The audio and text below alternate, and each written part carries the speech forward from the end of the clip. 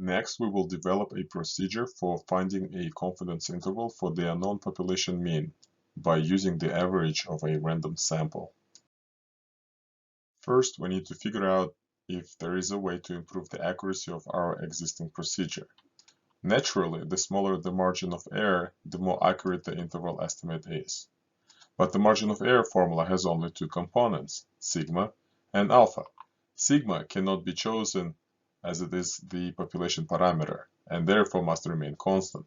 So if we look at alpha, we can see that a higher accuracy can be achieved by sacrificing the confidence. For example, previously we obtained the following confidence intervals. It is easy to see that a 90% confidence interval is narrower than 95% confidence interval. This observation is consistent with our understanding of the estimating process. The narrowest confidence interval is the point estimate, which has a 0% confidence, since there is a 0% chance that the point estimate is correct. Is there a way to improve the accuracy without sacrificing the confidence? The answer is yes. Let's take a look at the same problem once again. Based on the previous procedure, we are 90% confident that the unknown parameter mu is between 20.7 and 27.3. Is there anything in the problem that we could have done better? Does a sample of size 1 seem large enough? Intuitively, we know that a sample of size greater than 1 should have produced a better result. But how exactly? This time, let's assume that Bobert's commute is normally distributed with the unknown mean and given standard deviation of 2 minutes. Instead of measuring it once, we surveyed a sample of 10 commutes, and the results are listed below. Can we improve the estimate of the average commute with 90% confidence level? Note that the average of the sample is equal to 24. And we're going to label it with XI bar symbol. Obviously, XI bar is our best choice for a point estimate of the unknown population mean. Previously, we have applied the generalized empirical rule on the normal population. In our example, the population of commute times. However, by the central limit theorem, the distribution of sample means is also normally distributed, with known parameters mu and sigma. Thus, the generalized empirical rule can also be applied for normally distributed sample means. This results in the following probability statement.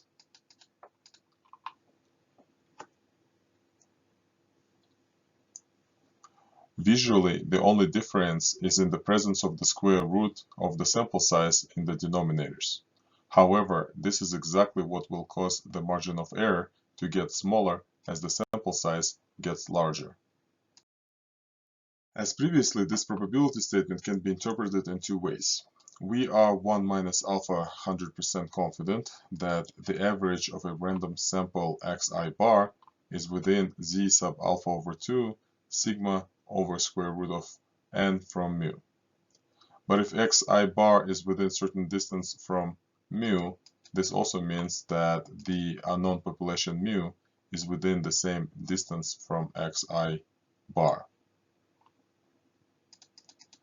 In the first interpretation, we need to know mu to estimate the average of a random sample. But in the second interpretation, we need to know the average of a random sample to estimate the unknown parameter mu. We're again going to use the second interpretation to develop a formal procedure for estimating the unknown mean using the mean of a random sample.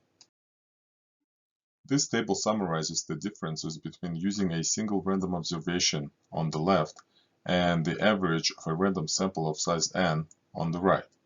Again, it is easy to see that the main difference is in the formula for the margin of error. With the square root of the sample size n in the denominator, we found a way to decrease the margin of error without sacrificing the confidence level. We are going to use this table as a template to construct a 90% confidence interval for the unknown population mean. using the average of a random sample of size 10.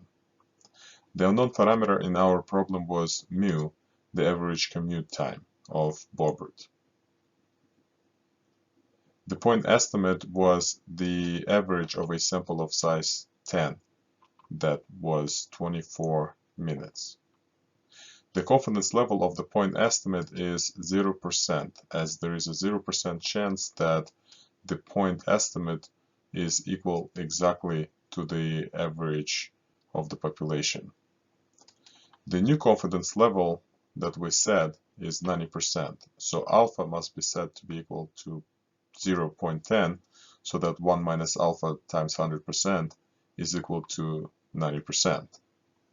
In this case, alpha over 2 will be 0.05, and therefore z sub alpha over 2 is z sub 0.05, which is equal to 1.65. We find the margin of error by applying the formula, so that margin of error is equal to 0.73. Next, we find the lower bound by subtracting the margin of error from the point estimate. It gives us 23.27. And lastly, we find the upper bound by adding the margin of error to the point estimate. So we obtain the value 24.73.